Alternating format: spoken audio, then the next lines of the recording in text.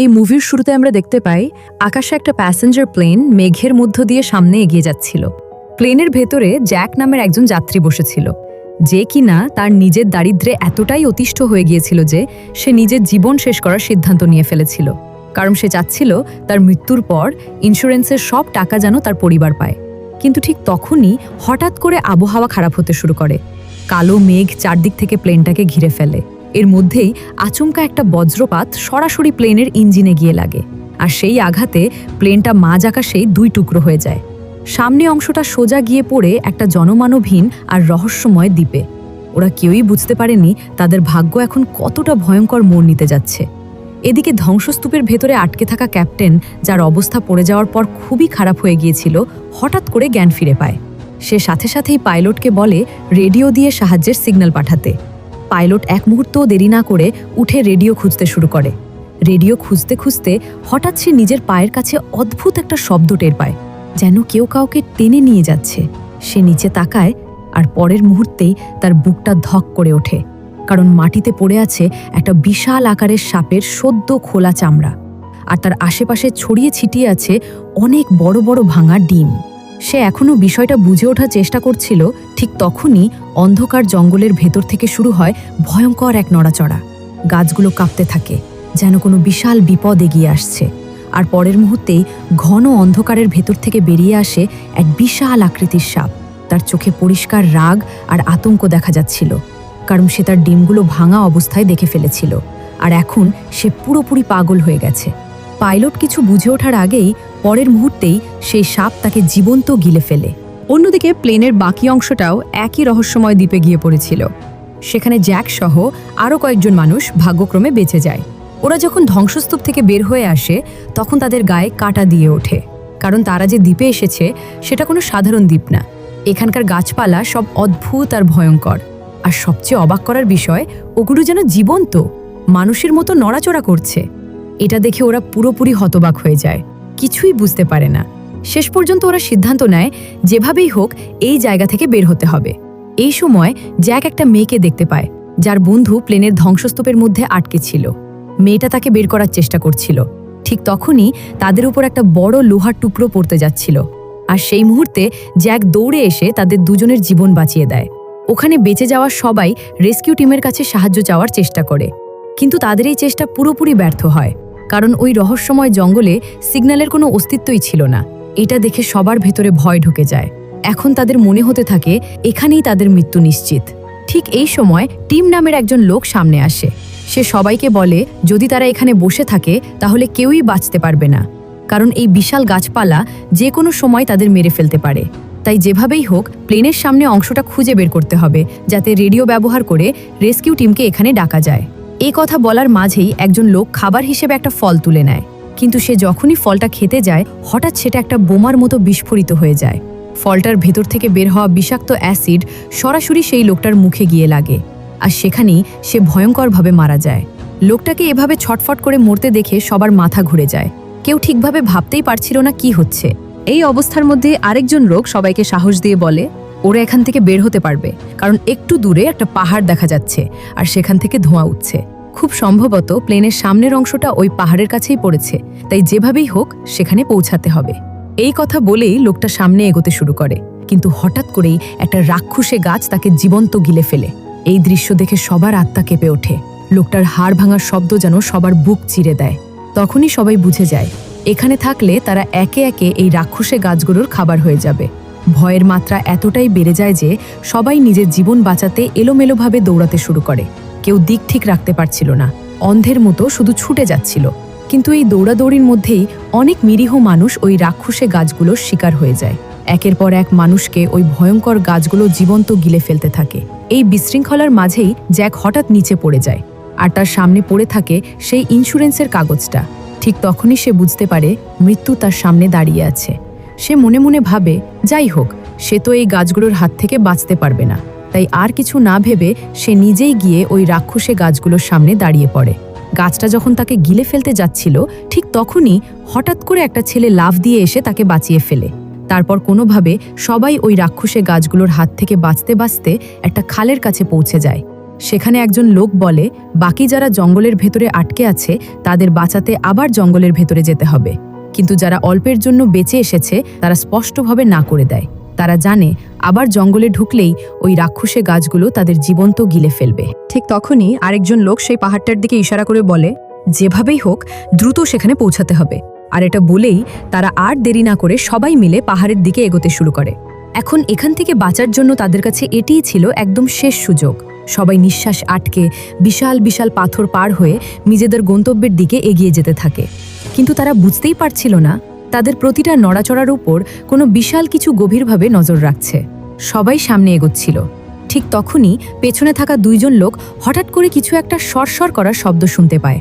একজন লোক পেছনে ফিরে তাকাতেই আচমকা কিছু একটা এসে আক্রমণ করে তাকে এক ঝটকায় উধাও করে দেয়। অন্য লোকটা যখন দেখে সে হঠাৎ করে গায়েব হয়ে গেছে, তখন সে দৌড়ে গিয়ে বাকিদের জানাতে থাকে, কিন্তু কেউই তার কথায় বিশ্বাস করতে চায় না। এই সময় আরেকজন লোক বলে ওঠে সে জানে ওই লোকটা কোথায় গেছে, কিন্তু সে কিছু বলার আগেই হঠাৎ সেই একই জিনিস তার উপর ঝাঁপিয়ে পড়ে এবং তাকে টেনে নিয়ে সরাসরি গিলে ফেলে। তখনই সবাই বুঝতে পারে যেটা একের পর এক সবাইকে গিলে ফেলছিল সেটা আসলে একটা বিশাল আকারের লিজার্ড। ওই মনস্টারটাকে দেখে সবার গায়ে কাঁটা দিয়ে ওঠে, আর পরের মুহূর্তেই সেটা তাদের উপর আক্রমণ করে বসে। সবাই কোনোভাবে প্রাণ বাঁচিয়ে সেখান থেকে দৌড়ে পালাতে থাকে, কিন্তু আসল সমস্যা তখনই শুরু হয়, কারণ তারা পুরোপুরি ফেঁসে গেছে। পুরো এলাকাটাই ওই মনস্টার লিজার্ডদের দখলে। এখানে দুই একটা না, পুরো একটা ঝাঁক ছিল তাদের। সবাই দৌড়াচ্ছিল। ঠিক তখনই পেছন থেকে একটা লিজার্ড একটা মেয়ের উপর আক্রমণ করে এবং তাকে টেনে নিয়ে যেতে শুরু করে। ওটা তাকে গিলে ফেলার আগেই জ্যাক দৌড়ে এসে তাকে শক্ত করে ধরে ফেলে এবং কোনোভাবে মনস্টারের মুখে যাওয়া থেকে বাঁচায়। কিন্তু এর মাঝেই ওই মনস্টার জ্যাকের উপর ঝাঁপিয়ে পড়ে এবং তাকে চেপে ধরে। ওটা তাকে গিলে ফেলার চেষ্টা করছিল। ঠিক তখনই ওপর থেকে আরেকটা লিজার্ড এসে পড়ে। এখন একটার বদলে দুইটা মনস্টার একসাথে তাকে গিলে ফেলার চেষ্টা করছে। ঠিক সেই মুহূর্তে ওপর থেকে একটা মোটা লোক লাফ দিয়ে তাদের উপর পড়ে যায়। ভাগ্যক্রমে ওই মোটা লোকটার কারণেই জ্যাকের প্রাণ বেঁচে যায়। সবাই কোনো মতে বেঁচে সেখান থেকে দৌড়ে পালাতে থাকে, কিন্তু আসল বিপদ তখনও বাকি ছিল। ওরা পাথরগুলো পার হতে হতে একটা ঘন আর লম্বা ঘাসের মাঠে ঢুকে পড়ে। তাড়াহুড়ো করে দৌড়াতে গিয়ে সবাই একে অপরের থেকে বিচ্ছিন্ন হয়ে যায়। সবাই জোরে জোরে একে অপরকে ডাকতে থাকে, কিন্তু কেউ কাউকে দেখতে পাচ্ছিল না। এই কঠিন সময়ে তারা একটু বুদ্ধি খাটায়। সবাই একসাথে লাফ দেয় বাতাসে, আর তখনই একে অপরকে দেখতে পায়। এভাবে আবার সবাই একত্রিত হয়। এরপর তারা ঠিক করে যেভাবেই হোক এখান থেকে বের হতে হবে, কিন্তু তারা বুঝতেই পারেনি মৃত্যু ঠিক তাদের দিকেই এগিয়ে আসছে। এবার লিজার্ড না, তাদের দিকে এগিয়ে আসছিল একটা বিশাল সাপ। এই সময় সেই মোটা লোকটা আবার হালকা সরসর শব্দ শুনতে পায়, আর সেটা শুনেই সে একটু ভয় পেয়ে যায়। ওই বিশাল সাপ ধীরে ধীরে তাদের ফাঁদে ফেলছিল। আস্তে আস্তে তাদের আরও কাছে চলে আসছিল। সাপটার সরসর শব্দ তাদের ভেতরে এক অদ্ভুত ভয় ঢুকিয়ে দিচ্ছিল।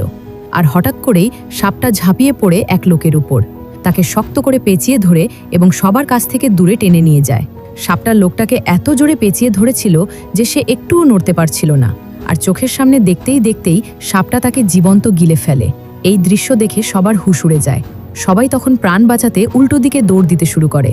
দৌড়াতে দৌড়াতে তারা একটা পাথরের আড়ালে গিয়ে লুকায়, কিন্তু ওই বিশাল সাপটা এত সহজে ছাড়ার মতো ছিল না।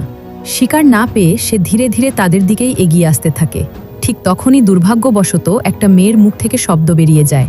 সেই শব্দ শুনেই সাপটা তাদের খুঁজে পেয়ে যায়।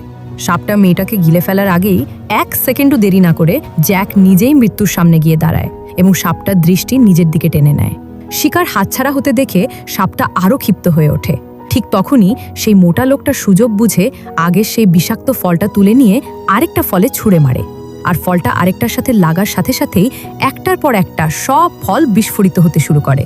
ভেতর থেকে বের হওয়া সেই বিষাক্ত লিকুইড সরাসরি সাপটার গায়ে গিয়ে পড়ে।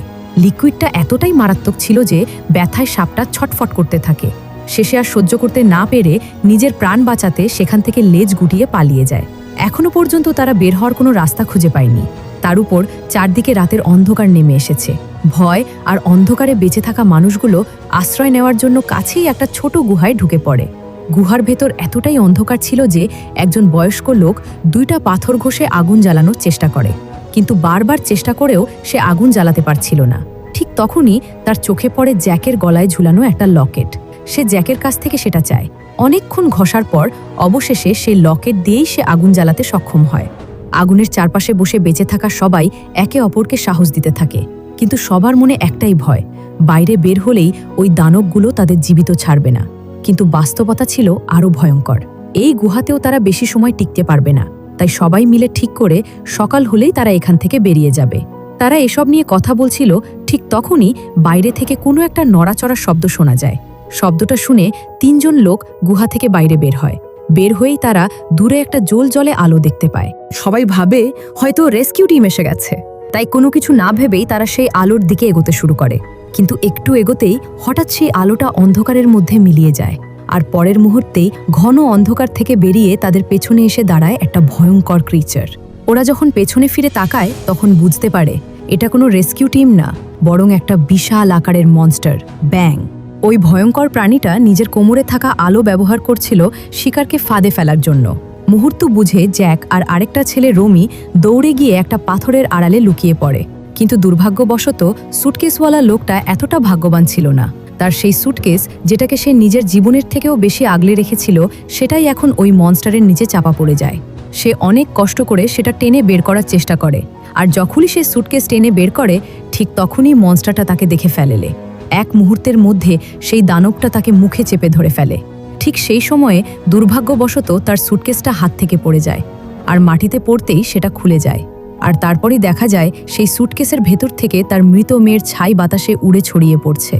এই ছাইটুকুই ছিল তার মেয়ের শেষ স্মৃতি, যেটাকে সে নিজের প্রাণের থেকেও বেশি আগলে রেখেছিল। নিজের চোখের সামনে সেই স্মৃতিগুলো হারিয়ে যেতে দেখে সে পুরোপুরি ভেঙে পড়ে। আর ঠিক পরের মুহূর্তেই সেই ভয়ঙ্কর ক্রিচার তাকে নির্মমভাবে হত্যা করে ফেলে। এখন সেই ক্রিচারটা ওই পাথরের ভেতরে ঢোকার চেষ্টা করতে থাকে, কিন্তু পাথরটা সরু হওয়ার কারণে সে ভেতরে ঢুকতে পারছিল না। তখন ক্ষুধার্ত দানবটা পাথরের উপরেই উঠে যায়। ভয়ে কাঁপতে কাঁপতে রমি জ্যাককে বলে, এভাবে বেশিক্ষণ এখানে থাকা যাবে না, যেভাবেই হোক এখান থেকে পালাতে হবে। রমি বলে, ৩ পর্যন্ত গুনলে আমরা ২ দিকে দৌড় দিব। ৩ পর্যন্ত গোনা শেষ হতেই জ্যাক তার পুরো শক্তি দিয়ে দৌড়ে গুহা থেকে বের হয়ে যায়। কিন্তু সে বুঝতেই পারেনি তার সাথে একটা বড় বিশ্বাসঘাতকতা হতে যাচ্ছে, কারণ রমি নিজেকে বাঁচানোর জন্য সেখানেই পাথরের ভিতরে লুকিয়ে থাকে। তার প্ল্যান ছিল ক্রিচার যেন জ্যাকের পেছনে লাগে আর সে সুযোগে নিজে বেঁচে পালাতে পারে। জ্যাক সামনে এগোতেই পেছন থেকে সেই ক্রিচার একটা বিশাল লাফ দিয়ে তার সামনে এসে দাঁড়ায়। বেচারা জ্যাক এখন মৃত্যুর মুখে পুরোপুরি আটকে গেছে।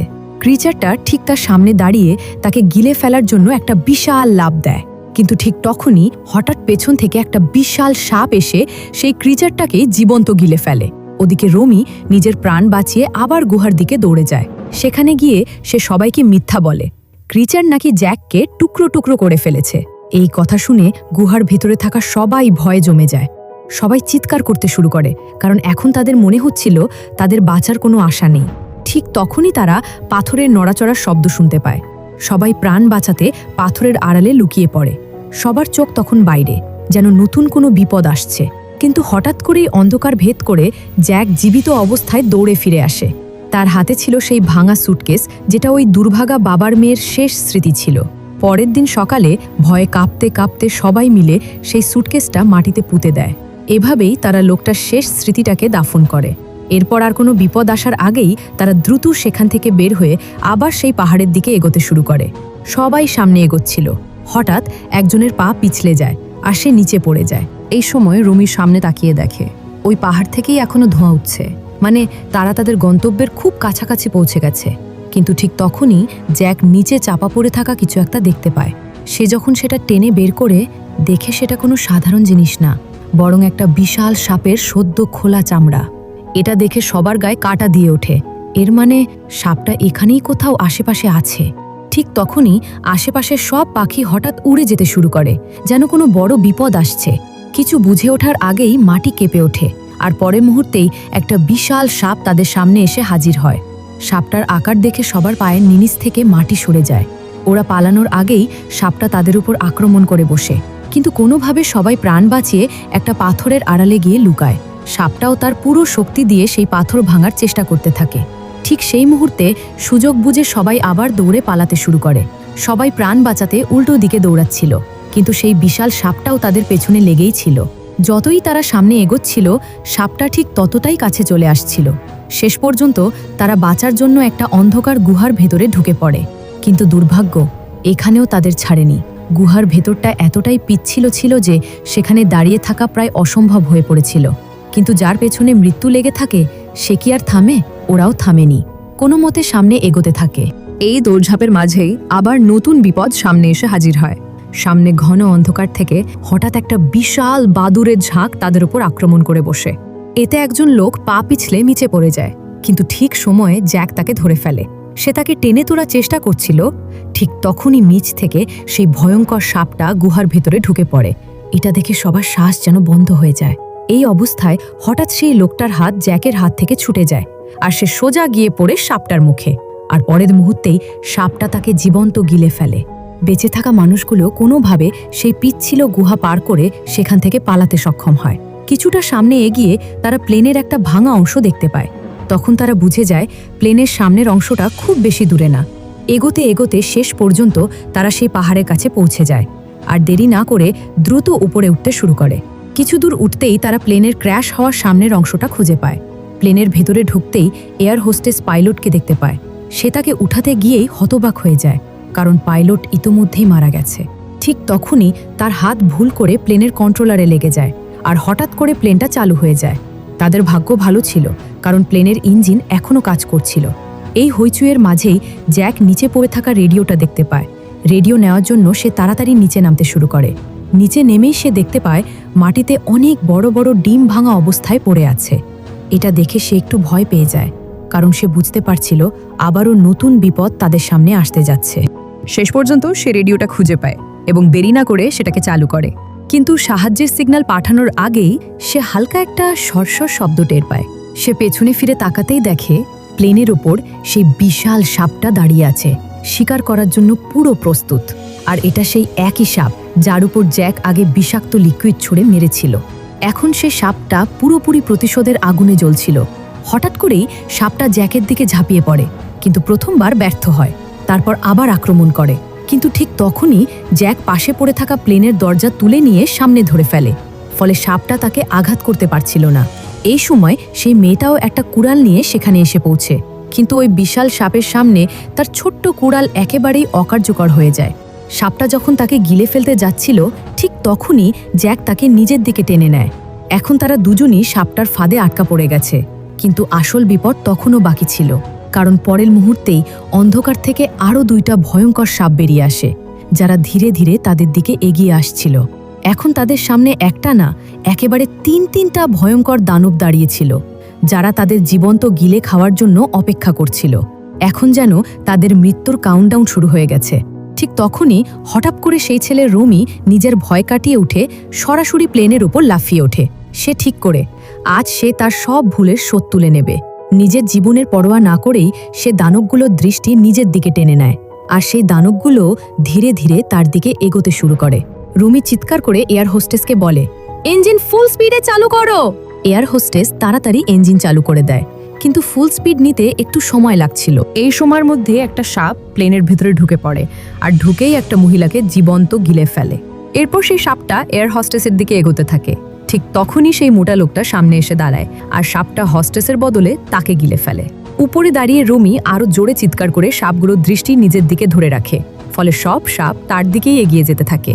ঠিক যখন ওরা তাকে গিলে ফেলতে যাচ্ছিল, তখনই হঠাৎ করে প্লেনের ইঞ্জিন ফুল স্পিডে চালু হয়ে যায়, আর পরের মুহূর্তেই দেখা যায় সব সাপ ইঞ্জিনের ভয়ঙ্কর বাতাসে ভেসে উঠেছে। ওরা সেই শক্তিশালী টান সহ্য করতে পারেনি, আর কয়েক সেকেন্ডের মধ্যেই তিনটা সাপই ইঞ্জিনের ব্লেডের মধ্যে ঢুকে গিয়ে টুকরো টুকরো হয়ে যায়। কিন্তু যিনি ইঞ্জিন চালু করেছিলেন সেই এয়ার হোস্টেস তখন নিজের শেষ নিঃশ্বাস নিচ্ছিলেন, কারণ রমি যখন সাপগুলোর দৃষ্টি নিজের দিকে টেনে নিয়েছিল, তখনই একটা সাপ তার শরীরের অর্ধেক অংশ কামড়ে ফেলেছিল। তবুও জীবনের শেষ মুহূর্ত পর্যন্ত সেই এয়ার হোস্টেস সবাইকে বাঁচানোর চেষ্টা করেছে, আর শেষ পর্যন্ত তাদের জীবন বাঁচিয়ে দিয়ে নিজে প্রাণ হারায়। এখন সেই রহস্যময় জায়গায় মাত্র 3 জন মানুষ বেঁচে ছিল। তাদের মনে হচ্ছিল এবার হয়তো তারা বেঁচে গেছে, মৃত্যুকে পেছনে ফেলে এসেছে। কিন্তু আসল ধ্বংস তখনও বাকি ছিল। হঠাৎ করেই পুরো মাটি কেঁপে উঠতে শুরু করে। মাটি ফেটে বেরিয়ে আসে ওই 3টা সাপের থেকেও ভয়ঙ্কর তাদের বাপ, এক বিশাল কন্ডা। এতটাই বিশাল আর ভয়ঙ্কর ছিল সে যে পুরো আইল্যান্ডটাই তার সামনে একটা ছোট ম্যাচস্টিকের মতো লাগছিল। এক মুহূর্তও দেরি না করে সে সরাসরি আক্রমণ করে, আর এক ঝটকায় রমিকে জীবন্ত গিলে ফেলে। এইভাবেই রমির শেষ হয়ে যায়। ভয়ে কাঁপতে কাঁপতে জ্যাক আর সেই মেয়েটা প্রাণ বাঁচাতে দৌড়ে আবার প্লেনের ভেতরে ঢুকে পড়ে। কিন্তু সেই দানব এত সহজে ছাড়ার মতো ছিল না। সে নিজের বিশাল শরীর দিয়ে পুরো প্লেনটাকেই পেঁচিয়ে ধরে আর শুকনো কাঠের মতো মোচড়াতে শুরু করে। তার শক্তি এতটাই ভয়ঙ্কর ছিল যে প্লেনটা ভেতর থেকেই ভেঙে পড়তে শুরু করে। ধীরে ধীরে পুরোটা ভাঙতে থাকে। ভেতরে ঢুকেই দুজনের গা শিউরে ওঠে, কিন্তু তারপরও জ্যাক হার মানে না। সে সাথে সাথে একটা কুড়াল তুলে নিয়ে প্লেনটাকে মাঝ বরাবর ভাঙতে শুরু করে। একসময় প্লেনটা 2 ভাগে ভেঙে যায়, আর সেই সুযোগে তারা দুজনই কোনো মতে বাইরে বের হয়ে আসে। বাইরে আসতেই জ্যাকের চোখে পড়ে এমন একটা জিনিস যেটা পুরো খেলার মোড় ঘুরিয়ে দিতে পারে। সামনে সে দেখতে পায় একটা ফুটা হয়ে লাগাতার বের হতে থাকা ফুয়েল, আর সেই ফুয়েল ধীরে ধীরে ওই বিশাল সাপটার পুরো শরীর ভিজিয়ে দিচ্ছে। এই সময় তার সেই আগের একজন মানুষের পুরনো কৌশলটা মনে পড়ে যায়। সে আর এক মুহূর্ত দেরি না করে দৌড়ে একটা গুহার দিকে চলে যায়। গোটা রাগে পাগল হয়ে যাওয়া সেই বিশাল সাপও তার পেছনে ধাওয়া করে। ঠিক যখন দানবটা একদম কাছাকাছি চলে আসে, তখন জ্যাক হঠাৎ করে নিজের গলায় থাকা মেটাল লকেটটা খুলে ফেলে। সে সেটাকে একটা পাথরের ওপর জোরে জোরে ঘষতে থাকে। কয়েক সেকেন্ডের মধ্যেই ঘষার কারণে সেই লকেট থেকেই আগুন জ্বলে ওঠে। জ্যাক এক মুহূর্তও দেরি না করে সেই জ্বলন্ত লকেটটা সোজা সাপটার দিকে ছুঁড়ে মারে। যেই মুহূর্তে সেটা সাপটার গায়ে লাগে, ঠিক তখনই ভয়ঙ্কর একটা বিস্ফোরণ ঘটে, আর পরের মুহূর্তেই আগুন চারদিকে ছড়িয়ে পড়তে শুরু করে। কিছুক্ষণের মধ্যেই পুরো এলাকা আগুনে জ্বলে ওঠে, আর সেই বিশাল দানব সাপটা আগুনে পুড়ে একটা জ্বলন্ত আগুনের গোলায় পরিণত হয়।